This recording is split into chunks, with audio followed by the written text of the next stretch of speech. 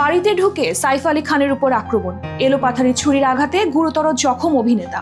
ঠিক এই সময় স্মৃতিতে উস্কে উঠছে একটি ছবির নাম, হাম সাথ সাথ হ্যায়। সালমান খান এবং মনীষ মহলের সঙ্গে দেখা গিয়েছিল সাইফ আলী খানকেও এই সিনেমায়।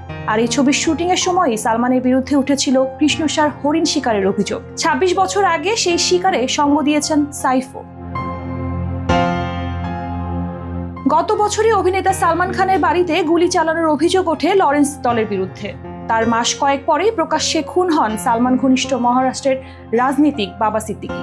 এখন সাইফকে কি সেই একই শত্রুদের আক্রমণের শিকার হতে হলো? সাইফকে মারাত্মক ছুরিকাঘাতের ঘটনা এখন নতুন করে এ প্রশ্ন সৃষ্টি করেছে।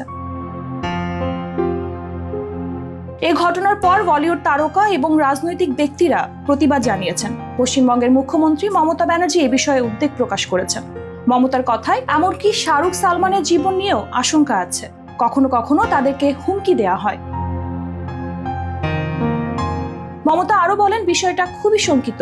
যে কালপ্রিট তাকে দ্রুত ধরা উচিত এবং কঠিন শাস্তির আওতায় আনা উচিত। শর্মিলা তো ঠাকুর পরিবারে, শর্মিলা ঠাকুরকে আমরা খুব সম্মান করি, আমরা চাই ওরা যেন ন্যায় বিচার পান।